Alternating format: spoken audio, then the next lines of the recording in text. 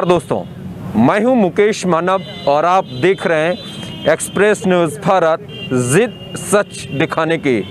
जैसा कि आप लोग देख रहे होंगे कि मेरे साथ एक साथी मौजूद हैं। इनकी एक शिकायत है क्योंकि शहर के जाने माने डॉक्टर शैलेंद्र गंगवार, जिनको समाजवादी पार्टी ने टिकट दिया है, शहर 127 विधानसभा से प्रत्याशी घोषित किया है, लेकिन उनके खिलाफ उनके क्लिनिक पर, उनको हॉस्पिटल में जो वो पीलीभीत में चलाते हैं, उसमें कई बार इससे पहले शिकायतें आई हैं। मेरे साथ एक और साथी बरखेड़ा से मौजूद हैं, जिनकी पत्नी की डेथ उनके क्लिनिक पर हुई है। वो मुझे बताएंगे। सर, क्या हुआ था? क्या नाम है पहले तो? बिमलेश कुमार। कहाँ रहते हैं सर? बरखेड़ा। बरखेड़ा रहते हैं। क्या समस्या है आपकी? समस्या ये है, जो समाजवादी पार्टी ने 127 विधानसभा से प्रत्याशी घोषित किए हैं डॉक्टर शैलेंद्र गंगवार, मैं कहता हूँ ये डॉक्टर नहीं, डकैत हैं, मरीजों के हत्यारे हैं। 23 अक्टूबर 2019 को हमने अपनी पत्नी इनके अस्पताल में एडमिट कराई थी, जिन्हें इन्होंने पैसों के लालच में गलत ऑपरेशन करके उन्हें मरणासन स्थिति में पहुँचा दिया, जिसकी 29 अक्टूबर 2019 को डेथ हो गई। और ये अपनी पत्नी को फर्जी विशेषज्ञ बना करके अपने अस्पताल में बैठालते हैं। वो BMS है और विशेषज्ञ लिख रखा है, विशेषज्ञ लिख रखा है, और वो बैठती भी नहीं, उनका चैम्बर भी नहीं है अस्पताल में।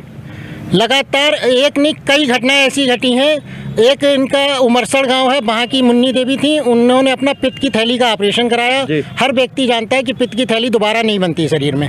1.5 साल बाद उसने दोबारा फिर ऑपरेशन कराया तो उसके पित्त की थैली निकली। उन्हें क्या? हाँ, उन्होंने दूसरी जगह ऑपरेशन कराया। दूसरी जगह? हाँ, पहले इनके यहाँ कराया था। इन्होंने बताया कि हमने आपकी पित्त की थैली निकाल दी। फिर उनका दर्द नहीं बंद हुआ, उन्होंने दूसरी जगह कराया तो पित्त की थैली निकली। और ये पक्के बिल नहीं देते हैं मरीजों को पक्के बिल नहीं देते हैं, जांच के पर्चे नहीं देते हैं, लूटने का काम करते हैं। डॉक्टर शैलेंद्र गंगवार। और इन्होंने भूमाफिया अभी 2 लॉकडाउन में इनके ऊपर तालाब पे अवैध रूप से पटान करने का भी मुकदमा दर्ज हुआ था। और पक्के नाले पे पक्का अतिक्रमण कर रखा है अपने अस्पताल में। नाले के ऊपर अतिक्रमण कर रखा है। नाले के ऊपर अतिक्रमण कर रखा है। और क्योंकि डॉक्टर हैं, इनकी एक यूनियन होती है, तो उस यूनियन के दबाव में प्रशासन इनके खिलाफ कार्रवाई करने से डरता है, घबराता है। शिकायत करी आपने? सीएमओ से शिकायत? सीमा अग्रवाल थी, उनसे मैंने कई बार शिकायतें की। चूँकि झोला डॉक्टरों से ज़्यादा फाइनेंशियल कोई भी सहायता नहीं कर सकता है किसी चीज़ की, या रिश्वत कह सकते हैं हम कि रिश्वत नहीं दे सकता है। इस जिले में, पीलीभीत जिले में अगर देखा जाए तो फर्जी डॉक्टर और झोला छाप डॉक्टर लगभग 7,000 बैठे हैं। 7,000? इसमें वही सीमो थी। और कई बार मैंने आत्महत्या तक की धमकी दी थी, उसके बावजूद मुझे नहीं क्या कहते, न्याय नहीं मिल पाया था। आप समझिए कि जाँच में मरीज हमने 5:30 बजे भर्ती किया था, वो पहली जाँच में 7 बजे दिखाया है सीमो ने, सीमा अग्रवाल ने, और दूसरी जांच में वही मरीज 5:30 बजे भर्ती कराया है। तो 1.5 घंटे का फर्क कैसे हुआ? अगर आपने जांच की है तो 1.5 घंटे क्यों? फिर बिल क्यों नहीं दे रहे हो आप? बिल्कुल। तो अच्छा, क्या पुलिस डिपार्टमेंट में कभी कोई शिकायत की? पुलिस डिपार्टमेंट में भी शिकायत की थी और मुख्यमंत्री पोर्टल पे भी कई बार शिकायत की, लेकिन न्याय नहीं मिला, सुनवाई नहीं हुई। और मुख्यमंत्री पोर्टल पे सुनगढ़ी थाने के लिए जांच आई थी, वहाँ SI थे गोपाल सिंह, उन्होंने एक ही व्यक्ति को 2 बार मृत घोषित कर दिया जांच में। आपके यहाँ? जी, हमारी पत्नी को 23 अक्टूबर, उन्होंने जांच में जो दिखाया है कि 23 अक्टूबर 2019 को इन्होंने एडमिट कराया था गोदान हॉस्पिटल में, जहाँ इलाज के दौरान उनकी मृत्यु हो गई। उसके बाद 2 जुड़वा बच्चों को जन्म दिया गया, और उसके जुड़वा बच्चों को जन्म देने के बाद गंभीर हालत में मेडिसिटी भर्ती कराया गया, वहाँ एक्सपायर हो गई। तो हम ये पूछना चाह रहे थे कि जो व्यक्ति मर गया, उसने मरने के बाद जुड़वा बच्चों को जन्म कैसे दिया?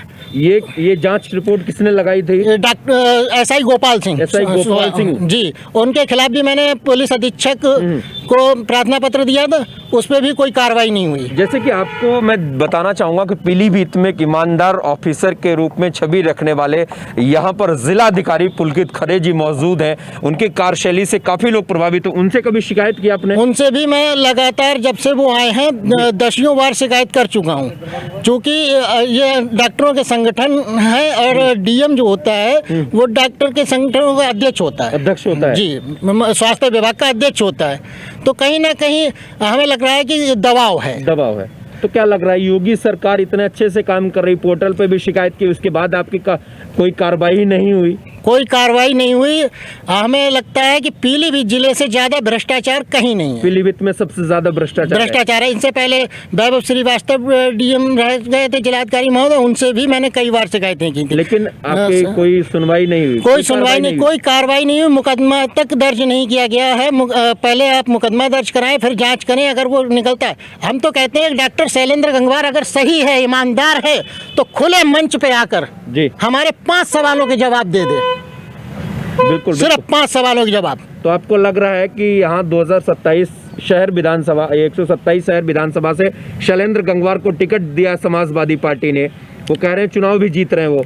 तो समाजवादी पार्टी लोगों में धारणा भी है और लोग कहते भी हैं समाजवादी पार्टी जो है वो गुंडों को आगे बढ़ते। ये डॉक्टर शैलेंद्र गंगवार हैं जो मरीजों को लूटने का, मारने का काम करते हैं। अगर लोगों को किसी दिक्कत हो तो पार्किंग नहीं है, पड़ोस में जो व्यक्ति है, एक बुजुर्ग व्यक्ति रहता है, वो इनसे बहुत ज़्यादा पीड़ित है, क्योंकि छत पर जो मरीज बैठते हैं वो खाना खा के उसके यहाँ जूठे अपने हड्डी गुड्डी और जूठन सब फेंक देते हैं। उसने भी कई बार शिकायतें की। नगर पालिका दुनिया में अतिक्रमण हटवाने के लिए घूमता है, उनके यहाँ क्यों नहीं हटवा रहा है? तो अब क्या करेंगे आप? अब क्या करेंगे जब आपकी कार्रवाई नहीं हो रही है? मैं अभी लगातार लड़ता रहूँगा। लड़ते रहेंगे आप लगातार? मेरा जो फर्जी डॉक्टर हैं और झोला छाप डॉक्टर हैं या जो भी अवैध क्लिनिक हैं, इनके खिलाफ मुहिम चल रही है और चलती रहेगी।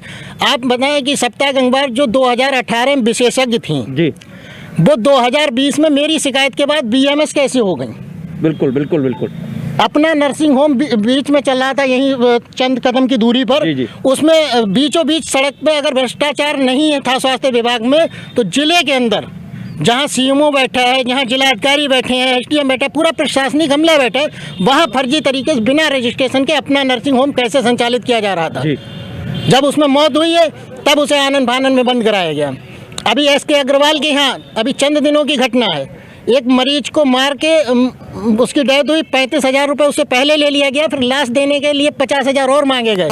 जब उसके परिवार वालों ने बताइए, आप सिर्फ शैलेंद्र गंगवार की बात करिए कि डॉक्टर के बारे में क्या कहना है आपका? ये डॉक्टर नहीं है, डॉक्टर नहीं है। रजिस्ट्रेशन में एमबीबीएस है, एमबीबीएस है जो रजिस्ट्रेशन है इसका, उसमें इनकी डिग्री जो लिखी है वो एमबीबीएस है, उसमें एमएस की डिग्री नहीं है। डिग्री नहीं है रजिस्ट्रेशन में जब इन्होंने 2099 में पढ़ाई की, 2000 पास आउट ने 2005 में रजिस्ट्रेशन कराया है जिसमें एमबीबीएस लिखा है।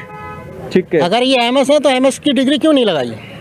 ठीक है, तो आपने देखा होगा, ये मेरे साथ एक साथी मौजूद थे जहां पर समाजवादी ने डॉक्टर शैलेंद्र गंगवार को यहां प्रत्याशी घोषित किया है।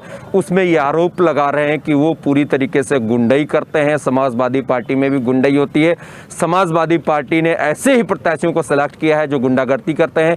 इनकी पत्नी की डेथ 2019 में हुई थी। ये बहुत शर्मसार करने वाली बात है यहाँ के प्रशासन के लिए, यहाँ के स्वास्थ्य विभाग के लिए, यहाँ के जिलाधिकारी के लिए, कि ऐसी सरकार जिसकी आप तारीफ करते हैं योगी सरकार की, उसमें कहीं न कहीं थोड़ी सी इनको निराशा है कि अब उनकी कोई अभी तक कार्रवाई नहीं हुई है। लेकिन डॉक्टर शैलेंद्र को ये बात सोचनी चाहिए, विचार करना चाहिए। वो जनता के हितैषी अपने आप को बताते हैं। ये यहाँ की जनता अब 10 मार्च को तय कर।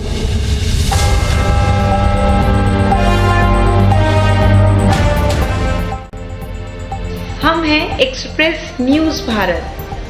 आइए हमारे साथ जुड़ने के लिए संपर्क करें।